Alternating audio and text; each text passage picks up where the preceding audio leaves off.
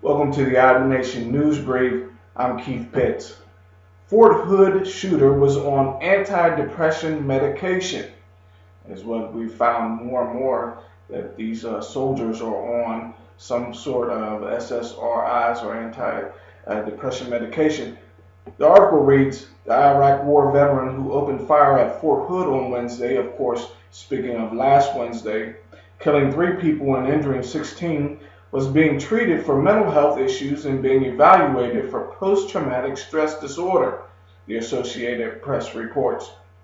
Identified as Ivan Lopez by Texas Representative Michael McCall, the Army veteran reportedly walked into one of the area buildings with a .45 semi-automatic handgun and started shooting.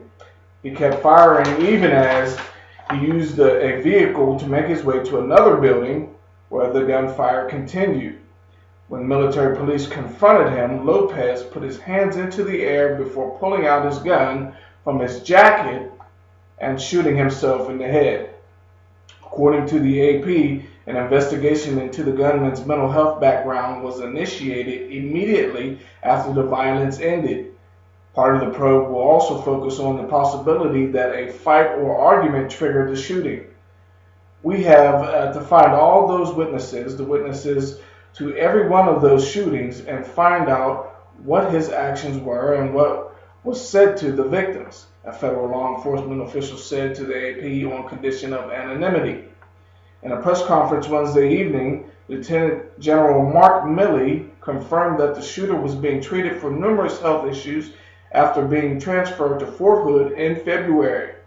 Lopez was also being evaluated for post-traumatic stress disorder in connection to his 4 months spent in Iraq in 2011, though he had yet to be officially diagnosed. Now, as I said, many of these officers were found in these shootings, and we have to take a look at the most common denominator. And I have to say the most common denominator is not an argument which triggers shooting, but it seems to be these SSRIs, these SSRI drugs given to these officers, these soldiers, and more than not, you'll find that most of them are on Ambien.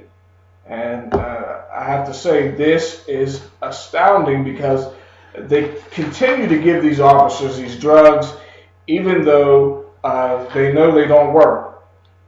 I know for myself, if I'm driving down a road and I'm going the wrong direction, the answer would be to turn around and go the other way. Well, it's not that simple, I guess, for the military, as they found that they've administered mass amounts of drugs to our soldiers, and it's as a result causing them to kill others and themselves. As a matter of fact, most of those soldiers that were committing suicide were also on antidepressant drugs. Now, the International Coalition for Drug Awareness put online that 1 of 6 soldiers have been prescribed these SSRIs.